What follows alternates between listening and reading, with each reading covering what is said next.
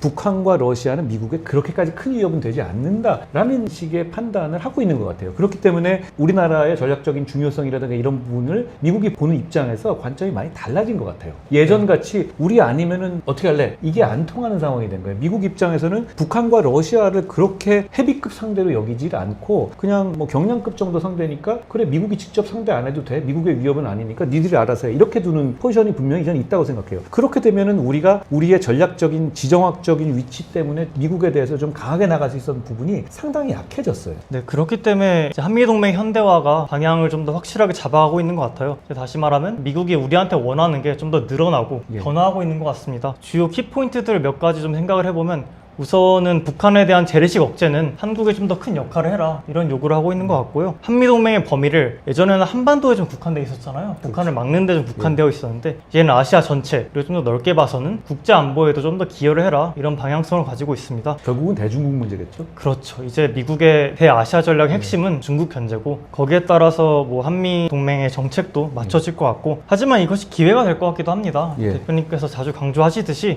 뭐 조선업 같은 한국의 비교 우위를 우리가 좀 더 살릴 수 있다. 그리고 미국 측도 그걸 원하고 있고요.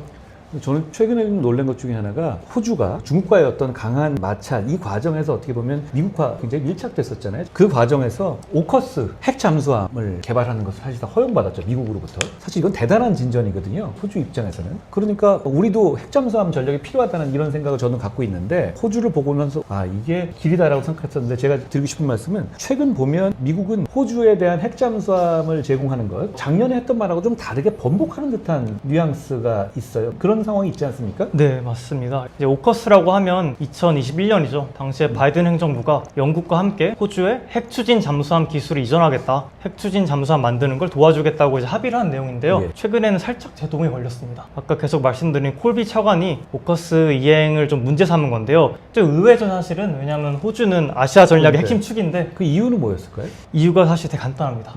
미국이 잠수함을 제때 못 만들고 있어요. 다시 말하면 콜비 같은 사람 입장에서는 호주 도와주면 좋긴 한데 당장 우리 잠수함 만든 것도 힘든데 어떻게 호주까지 도와주냐 이런 입장이거든요. 우리가 충분히 곡간에 곡식이 있으면 나눠줄 텐데 미국은 지금 당장 중국을 견제할 만한 잠수함이나 항모를 만들기에도 자기 생산력이 아직 안 되는 거죠. 예, 벅찬 거죠. 오커스 문제를 미국이 번복하려는 상황을 보고 나서 아 미국이 진짜 조선 문제가 심각하구나라고 느꼈거든요. 그러니까 제가 늘 얘기하다시피 우리에게 카드가 있다. 우리는 조선 강국이고 그리고 중국을 제외하면 충분히 경쟁력 있는 강국이기 때문에 이 부분의 영역에서 우리가 외교적인 강점은 분명히 있는 것 같아요. 네, 저도 그렇게 생각합니다. 아시아 퍼스트이기 때문에 중국 견제에 집중하는데도 오커스를 번복한다는 것은 말씀하신 것처럼 그만큼 조선업의 연이 쇠락한 것 같아요. 다시 말하면 우리에게 정말 큰 기회고 외교 노선에 있어서 어느 정도 합치성을 가지면 한국의 전략적 중요성이 상당히 상승할 수 있는 기회라고 생각합니다.